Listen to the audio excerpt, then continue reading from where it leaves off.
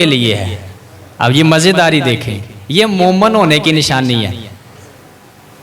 ये तवज्जो कीजिएगा, ये मेरा मौजू कल का था मुनाफिक की अलामात और इसकी सज़ा, लेकिन कल चूँकि योम बदर था तो वो हुआ। आज सैयदा आयशा पाक का और कल हमने ये मौजू रखा हुआ है ताकि हमें पता चले कि ये जो अलामात है ये बुरी है और हमने इसको अपने अंदर जन्म नहीं लेने देना है। तो इस आयत के अंदर ना मोमिनों की दो निशानियां बयान की गई है, सुनिएगा ज़रा।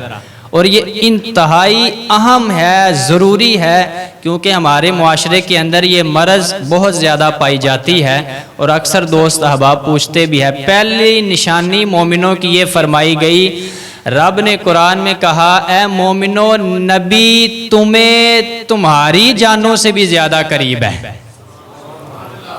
जो सरकार को, और अल्लामा जलालुद्दीन सयूती रहमतुल्लाहि ताला अलैह आपने इसी आयत की तफसीर करते हुए तफसीर दुर्र मंसूर के अंदर फरमाया कि दुनिया तो दुनिया रह गई, जो सरकार को दुनिया में और आखिरत में भी सबसे ज्यादा करीबी नहीं ना समझता वो मोमन नहीं है। यानी दुनिया तो दुनिया रह गई, आखिरत में भी नबी पाक सल्लल्लाहु अलैहि वसल्लम को सबसे ज्यादा करीबी समझना ये ईमान वाला होने की अलामत है। दूसरे नंबर पर फरमाया, मोमिनों से खिताब करते हुए फरमाया, अज़वाजुहु उम्महातुहुम, जो नबी की बीवियां हैं ना मोमिनों, ये तुम्हारी माएँ हैं। ये मोमिनों को खिताब, हुजूर की 11 अज़वाज है और 11 की 11 अज़वाज मोमिनों की माएँ हैं, किसी एक का भी इनकार करने वाला मोमिन नहीं है। अरे समझ आ रही है जी। अब अगला सवाल आज के मौजू की मुनासबत से ये होता है कि हज़रत सैयदातुना आयशा सिद्दीक़ा रज़ियल्लाहु ताला अन्हा, आप पे तरह तरह के इल्ज़ाम लगाए जाते हैं और आपको इल्ज़ाम तराशी का निशाना बनाया जाता है, लेकिन इसमें याद रखिएगा, मैं सिर्फ कुरान से ये उसूल उठा के आपके दामन में देना चाहता हूँ, आपको पहचानने में आसानी हो जाए। जब भी देखो ना किसी भी मोहल्ले के अंदर, इलाके के अंदर, रिश्तेदारों के अंदर, दोस्तों के अंदर, अम्मी आयशा सिद्दीक़ा रज़ियल्लाहु ताला अन्हा अगर तो कोई बंदा आपके बारे में लूज बात करता है, हल्की बात करता है, तो जान जाना ये ईमान वाला नहीं है। और जिसकी जबान पर हज़रत सैयदा आयशा सिद्दीक़ा रज़ियल्लाहु ताला अन्हा आपकी तारीफ जारी हो जाए, आप फैसला कर दे यही बंदा ईमान वाला है, जिसे कुरान ने ईमान वाला कह के याद फरमाया है।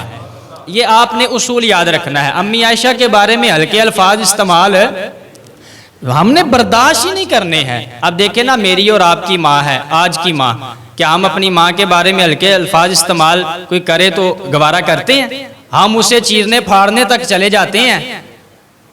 लेकिन कोई अम्मी आयशा सिद्दीक़ा कि जिसे कुरान कहे कि ये मोमिनों की माँ है, उसके बारे में हम हल्के अल्फाज इस्तेमाल सुन ही नहीं सकते हैं। और सुनिए हदीस पाक, नबी रहमत सल्लल्लाहु अलैहि वसल्लम जब हज़रत अम्मी आयशा सिद्दीक़ा के हुजरा मुबारका में आते ना, तो सहाबा ज़्यादा से ज़्यादा तहाइफ पेश किया करते थे। और सारी हुजूर की अज़वाज जो थी ना बकिया, वो हज़रत उम्मे सलमा के हुजरे में इकट्ठी हो गई और इकट्ठी होके ना अर्ज़ करने लगी, उम्मे सलमा आप हुजूर की बारगाह में अर्ज़ करें ना, जब सरकार आयशा के हुजरे में जाते हैं तो सारी तहाइफ पेश करते हैं, जब हुजूर हमारे हुजरों में आए तो फिर भी सहाबा तोहफे पेश किया करें।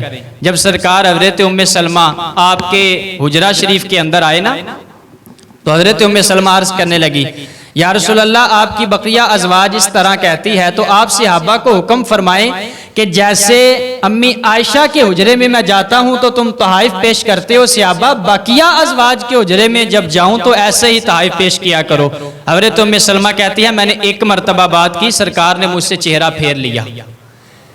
मैंने दूसरी मरतबा बात की, हुजूर ने फिर मुझसे चेहरा फेर लिया। और मैंने जब तीसरी मरतबा बात की तो सरकार ने मुझे फरमाया, उम्मे सलमा, आयशा के बारे में मुझे अजियत ना दो। आयशा वो बीबी है कि जिसके हुजरे में मैं बैठा होता हूं तो रब कुरान की आयत का नुज़ूल फरमा देता है। हाँ, ये बस इशारा मैंने कर दिया, समझ आप खुद ही जाएं। तो हज़रत अम्मी आयशा सिद्दीका वो है, सरकार ने फरमाया अपनी बकिया अज़वाज से कहा आयशा के बारे में मुझे अजियत ना दो। आयशा वो है कि जिसके बिस्तर में मैं बैठा होता हूं तो रब कुरान की आयात नुज़ूल फरमा देता है। और अम्मी आयशा सिद्दीका वो है कि जो महबूबे खुदा है। सुनिएगा जरा, महबूबे खुदा और नबी रहमत सल्लल्लाहु अलैहि वसल्लम के गुलामों अम्मी आयशा मुहद्दिसा है, आलिमा है, फकीहा है, अकाबर सहाबा में शुमार है। यहां तक मेरे नबी ने फरमाया 2/3 दीन का हिस्सा इन हुमैरा यानी आयशा से हासिल करो। 2/3 दीन मेरे नबी ने कहा आयशा से सीखो रदी अल्लाह ताला अन्हा। और हज़रत उर्वा बिन ज़ुबैर रदी अल्लाह ताला अन्हुमा आप फरमाते हैं, आप कहते हैं कि हज़रत अम्मी आयशा सिद्दीका मानी कुरान के अंदर, अहकाम के अंदर, हलालो हराम के अंदर और इल्मुल अंसाब के अंदर। ये इल्मुल अंसाब एक ऐसा इल्म है कि जिसके जरिए बंदे के नस्ब की पहचान की जाती है। ये तमाम उलूम का नाम लिया हज़रत उर्वा बिन ज़ुबैर रज़ी अल्लाह ताला अन्हुमा कहते हैं कि मानी कुरान के अंदर, अहकाम के अंदर, हलालो हराम के अंदर और इल्मुल अंसाब किसी भी फर्द के नस्ब की मार्फत के बारे में अगर मैंने सबसे बढ़ के किसी को आलिमा पाया है तो वो सैयदातुना आयशा सिद्दीका रज़ी अल्लाह ताला अन्हा की ज़ात मुबारका है। हज़रत आयशा सिद्दीका रज़ी अल्लाह ताला अन्हा, सुनिए ज़रा, मैं आखिर पे वो एतराज़ दूर करूँगा जब हज़रत अम्मी आयशा पे इल्ज़ाम तराशी की गई और बहतान दराजी भी की गई। हज़रत अम्मी आयशा सिद्दीका रज़ी अल्लाह ताला अन्हा आप हुज़ूर की बारगाह में हाज़िर है। एक बंदा आया और आके ना सरकार की बारगाह में कहने लगा अस्सलाम अलैकुम। क्या कहा? अस्सलाम अलैकुम। इसका माना बड़ा गलत बनता है। हुज़ूर की बारगाह में इतनी बात की, सरकार ने फरमाया अलैकुम, जवाब दे दिया हुज़ूर ने। पास अम्मी आयशा बैठी थी। अब देखना, जब मसला नामूसे रिसालत की बात आए तो फिर अम्मी आयशा बीबी होकर भी दिफा करती हुई नजर आती है। जब सरकार को कहा ना किसी ने अस्सलाम अलैकुम, हुजूर ने जवाब तो दे दिया वालेकुम। अम्मी आयशा कहने लगी ओ लानत होवे तेरे ते सरकार नु अस्सलाम अलैकुम कहना लिया। लफ्ज देखे, हम अगर आज अल्फाज यूज करें तो कहा जाता है मौलवी मुतशद्दिद हो गया है, हाफिज मुबारक बड़ी जज्बाती बात करता है। अब ये देखे ना, अम्मी आयशा सिद्दीका कहने लगी ओए लानत हो तेरे पे, सरकार को अस्सलाम अलैकुम कहने वाले। यानी कि अगर सरकार की नामूस पर बात आए तो दिफा करना ये औरतों की भी सुन्नत है। हजरत अम्मी आयशा सिद्दीका रज़ी अल्लाह ताला अन्हा आपके लिहाज से, और हजरत अम्मी आयशा सिद्दीका रज़ी अल्लाह ताला अन्हा आपके बारे में नबी रहमत सल्लल्लाहु अलैहि वसल्लम के गुलामों जब गज़वाए बनी मुस्तलक, ये बनी मुस्तलक एक कबीला था, जब गज़वाए मुस्तलक से वापसी हो रही थी ना तो रास्ते के अंदर हज़रत अम्मी आयशा सिद्दीका रज़ी अल्लाह ताला अन्हा आपको ना किसी ज़रूरत के तहत एक कोने में जाना पड़ा और हज़रत अम्मी आयशा कोने के अंदर गई। जब हज़रत अम्मी आयशा सिद्दीका कोने के अंदर गई ना, आपका वहां पे हार टूट गया और आप हार तलाश करने लग गई। अंधेरा था और कबीले वाले चले गए जो उठाते हैं ना कजावा ऊंट के ऊपर रखने वाला, उठाने वालों ने सोचा कि शायद अम्मी आयशा सिद्दीका उसी कजावे के अंदर है, चूंकि उम्र भी हल्की थी और वजन भी इतना नहीं था, और उठाने वालों ने सोचा कि शायद अम्मी आयशा इसी के अंदर है। आपने उठा के रखा, काफिला चला और काफिला आगे चल पड़ा। जब अम्मी आयशा हार तलाश करके वापस आई ना, देखा कि काफिला नहीं है।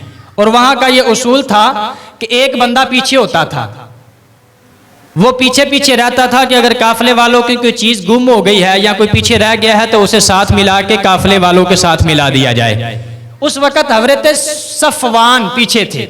आप आए ना, हज़रत अम्मी आयशा सिद्दीका वहां पे आई, आके देखा काफिले वाले नहीं है। अम्मी आयशा सिद्दीका वहां पे आराम फरमाने लग गई। जब आप आराम फरमाने लग गई ना अम्मी आयशा सिद्दीका, तो आपकी आंख लग गई। हज़रत सफवान पीछे से आए, पीछे से आके आपने देखा कि अम्मी आयशा सिद्दीका रज़ी अल्लाह ताला अन्हा आप आराम फरमा रही हैं। आपने देख के कहा इन्ना लिल्लाहि व इन्ना इलैहि राजिऊन। अम्मी आयशा सिद्दीका रज़ी अल्लाह ताला अन्हा आप आंख खोलती है, आंख खोलते ही आपने पर्दा कर लिया। उस वक्त पर्दे का हुक्म नाजिल हो चुका था, आपने पर्दा कर लिया। जब पर्दा किया ना, हजरत सफवान ने अपने ऊंट को बिठाया, अम्मी आयशा उस पर बैठी और चलते चलते नबी रहमत सल्लल्लाहु अलैहि वसल्लम के साथ काफिले के अंदर हजरत अम्मी आयशा को भी शुमार फरमा दिया। जब शुमार किया ना, तो मुनाफिकीन ने तोहमत लगाई पाकबाजी पर। हजरत अम्मी आयशा की पाक दामनी पर मुनाफिकीन ने तोहमत लगाई। मैंने कहा पहला मसला तो हल हुआ, जो अम्मी आयशा पे ज़बाने तान दराज करते हैं वो मुनाफिक होते हैं। अरे समझ आ रही है जी? ये मैं आपको अलामतें बता रहा हूं। जो अम्मी आयशा पर जबान खोले वो मुनाफिक है। और मुनाफिक के बारे में कहा यह जहन्नुम के सबसे निचले दर्जे में होगा, काफर ऊपर वाले में होगा, मुनाफिक सबसे निचले दर्जे में होगा। जब मुनाफिकों ने तोहमत लगाई ना, तो हजरत अम्मी आयशा सिद्दीका, आपको पता ना चला, आपको इस बात का इल्म ना हुआ, मुनाफिक ने तोहमत लगाई। हालांकि वो काफिला चलता चलता घर आ गया। जब घर आया ना, अम्मी आयशा सिद्दीका मदीनातुल मुनव्वरा काफिला पहुंचा। और अम्मी आयशा सिद्दीका अल्लाह की तरफ से उन दिनों ना आपकी तबीयत अलील हो गई, बीमार हो गई। अब बात बड़ी मजे की है, अगर आप तवज्जो करेंगे तो इंशाअल्लाह नतीजा ऐसा है कि मजबूर हो जाएंगे आप सुभान अल्लाह बोलने पर भी। तो हजरत अम्मी आयशा सिद्दीका रदी अल्लाह ताला अन्हा, आपको पता ना चला, आपकी तबीयत अल्लाह की तरफ से नासाज हो गई, तो आप 1 महीना बीमार रही। अम्मी आयशा सिद्दीका रदी अल्लाह ताला अन्हा, आप 1 महीना बीमार रही। और ऐसा हुआ कि एक मरतबा अम्मी आयशा सिद्दीका को पता चला, एक औरत ने बताया, उम्मे मिस्ताह, इस औरत ने, बीबी ने बताया, जो रवायत में शायद मैंने गालिबन पढ़ा कि हजरत अबू बकर सिद्दीक की खाला लगती थी, उम्मे मिस्ताह। इन बीबी ने बताया, आयशा तुम्हें पता नहीं है, तुम्हारे बारे में ये अफवाहें फैल रही है और लोग बातें करते हैं। हजरत अम्मी आयशा सिद्दीका को बड़ा रंज हुआ। जब आपको पता चला ना, आपकी सारी रात ही रोने के अंदर गुजर जाती है। याद रखना, जब किसी पाकबाज बीबी पर तोहमत लगती है ना, तो यहाँ की औरत का ये हाल है कि वो सारी रात गुजार देती है रोने के अंदर, परेशानी के अंदर, चेहरे का हुलिया जनाबे वाली मुतगय्यर हो जाता है। लेकिन ये वो बीबी है कि जिसको कुरान ने मोमिनों की माँ कहा है, उस पर तोहमत लगी है। अम्मी आयशा सिद्दीका सारी रात रो के गुजारती है। जब सरकार को पता चला, सरकार मिंबर शरीफ पर बैठे और मिंबर पर बैठ के सरकार ने कहा, लोगों मैं अपनी अहले बैत के बारे में हमेशा खैर की बात करता हूं और खैर की तवक्को रखता हूं। सारी रात रो के गुजारती, बड़ी परेशान। अब देखिएगा, मुनाफिक तोहमत लगा देते हैं।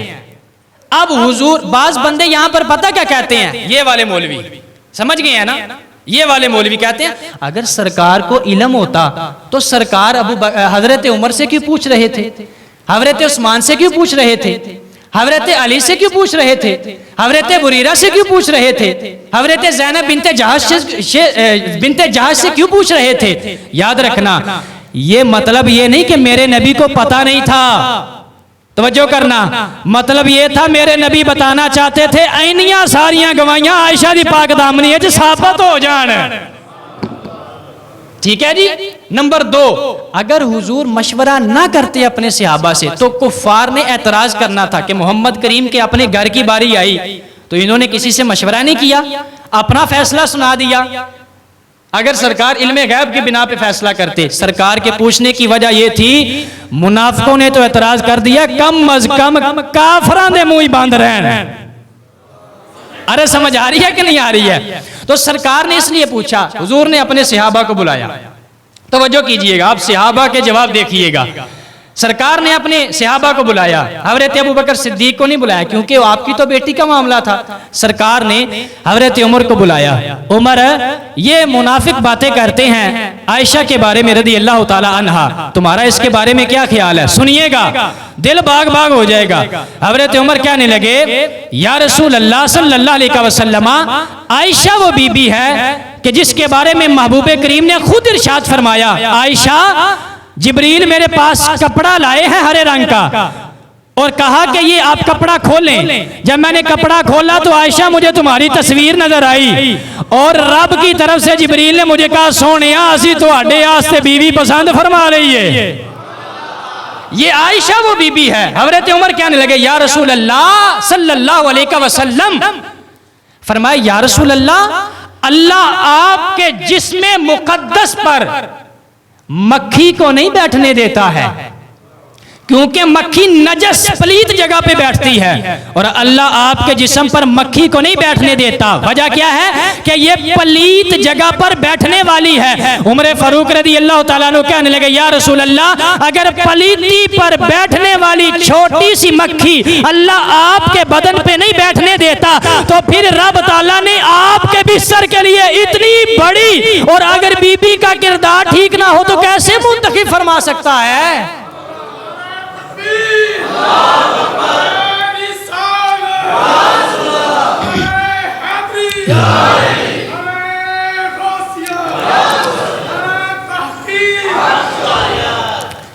हजरत उमर का जवाब आ गया। हजरत उस्मान गनी रज़ी अल्लाह ताला अन्हु आपसे पूछा, उमर आपका क्या ख्याल है? हजरत उस्मान गनी से पूछा। हजरत उस्मान गनी रज़ी अल्लाह ताला अन्हु आप फरमाने लगे, या रसूल अल्लाह सल्लल्लाहु अलैहि वसल्लम, रब ताला ने आपका साया जमीन पर नहीं पड़ने दिया, कहीं किसी का कदम ना आ जाए, आपको इस आलूदगी से महफूज रखा। और ये कैसे हो सकता है? रब ने जिस बीबी को आपके बिस्तर के लिए मुंतखब किया उसके करीब आलूदगी आ जाए। अल्लाहु अकबर। ये हजरत उस्मान गनी की दलील थी। हजरत अलीयुल मुर्तजा शेरे खुदा हल अता करम अल्लाह वजहुल करीम की बारी आई। हजरत अली से पूछा, अली आपका क्या ख्याल है? ओ मलंगो, समझ जाना चाहिए तुम्हें, अब अली का क्या ख्याल है और मिजाजे अली के मुताबिक तुम्हारा फैसला बदल जाना चाहिए। अगर पहले सोच गंदी है तो अली की जो सोच है और अली का जो नजरिया है इसके मुताबिक हो जानी चाहिए। हजरत अली रज़ी अल्लाह ताला अन्हु आपसे जब पूछा गया, आपने फरमाया, या रसूल अल्लाह, हमें वो वाकया याद है कि जब आपके नालैन मुबारक को एक जूं का खून लगा था तो रब ने कहा, सोनिया ये नालैन उतार दो, कदम को नहीं लगा, नालैन मुस्तफा। फरमाया, अली कहते हैं कि आपकी नालैन मुबारक को एक छोटी सी जूं का खून लगा था तो रब ने कहा था, ऐ महबूब, ये नालैन आप उतार दें। फरमाया, अगर रब जुत्ती पलीती वाली कबूल नहीं करता तो बीबी ऐसी कैसे कबूल कर सकता है? कैसी बातें करते हो यार, बीबी ऐसे कैसे कबूल कर सकता है? ये 3 गवाहियां हो गई। 3 गवाहियां तो बंदा टंगिया जाता, टंगो सारे मुनाफिकां नूं। अरे समझ आ रही है कि नहीं? मैंने बड़ा आपको पता हाथ थोला रखा, लेकिन यहाँ पे ईमान का भी कुछ तकाजा होता है, इसलिए मैंने ये अल्फाज कह दिए। 3 गवाहियां आ गई।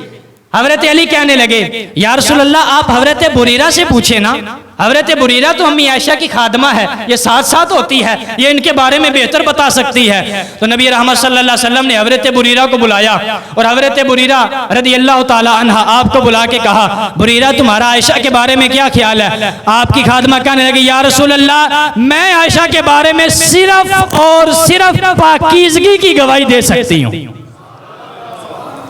4 हो गई। हजरत ज़ैनब बिन्ते जहश सरकार की ज़ौजाए मोहतरमा, सरकार ने पूछा, ज़ैनब तुम्हारा क्या ख्याल है? और याद रखना, मैं यहाँ पे बड़े अदब के साथ ये दुनियादारी की मिसाल समझाने के लिए जुमला इस्तेमाल करने लगा हूँ। अगर बंदे की 2 बीबियां हो ना, सौंकन को मौका मिल जाए ना, वो जाया नहीं जाने देती है। ऐसे है कि नहीं? सरकार की दूसरी ज़ौजा से पूछा गया, ज़ैनब आपका क्या ख्याल है? ज़ैनब कहने लगी, या रसूल अल्लाह, मकाम आयशा का ज्यादा है, आप उन्हें रुतबा ज्यादा देते हैं, हमें ये बात पता है, लेकिन आयशा की पाकबाजी के बारे में है, आयशा की पाक दामनी के बारे में कोई बंदा बात नहीं कर सकता है। लो जी, गवाहियां आ गई। नबी रहमत सल्लल्लाहु अलैहि वसल्लम के गुलामों, हजरत आयशा ने गवाही दे दी। हजरत आयशा की गवाही हजरत बुरीरा ने दे दी, हजरत ज़ैनब ने दे दी, हजरत उमर ने दे दी, हजरत उस्मान ने दे दी, हजरत बोलो अली वालो हजरत अली ने दे दी। ये इतनी गवाहियां आ गई। जब इतनी गवाहियां मुकम्मल हो गई ना, हजरत आयशा कहती है, 1 महीना वही नहीं आई, 1 महीने तक ये मामला चलता रहा, 1 महीने तक ये मामला। यहां पे मुनाफिक कहते हैं, मैं बात बड़ी तवज्जो से करने लगा, मुनाफिक कहते हैं अगर आयशा सिद्दीका पाक दामन बीबी थी तो रब ने वही के नजूल में इतनी देर क्यों की? मैं क्या अल्लाह काफरा मुनाफिका ते मोमना नू वख करना चाहता सी? ओ यार क्या हो गया? हमसे पूछो जवाब क्या है? रब देखना चाहता था कौन कौन यहाँ पे अपने इसलिए ऐसा मामला पेश आया है। लो जी सरकार के गुलामों, जब इतनी गवाहियां आ गई ना, ये सारी गवाहियां, अब बारी आ गई, रब ने भी गवाही दे दी। सूरह नूर की आयत, कुरान पाक की आयत का नज़ूल हो गया। अल्लाह रब्बुल इज़्ज़त ने फरमाया, रब्बे ज़ुल जलाल कहने लगा, ऐ महबूब पाक सल्लल्लाहु अलैहि वसल्लम,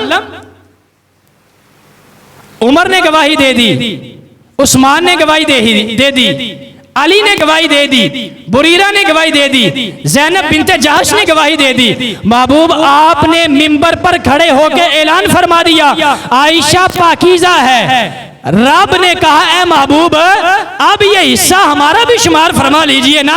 कुरान की आयत का नुज़ुल हुआ, इन्नल्लज़ीना जाऊ बिल इफ़्की उस्बतुम मिनकुम। फरमाया उमर कहते हैं आयशा पाक है, हज़रत उस्मान कहते हैं आयशा पाक है, हज़रत अली कहते हैं आयशा पाक है, हज़रत बुरीरा कहती है आयशा पाक है, हज़रत ज़ैनब बिन्ते जहश कहती है आयशा पाक है। महबूब आप मिंबर पे खड़े होकर कहते हैं आयशा पाक है। आपका रब भी और इससे ऐलान कर रहा है, आयशा पाक है, आयशा पाक है। हज़रत आयशा के बारे में रब ने भी गवाही दे दी, आयशा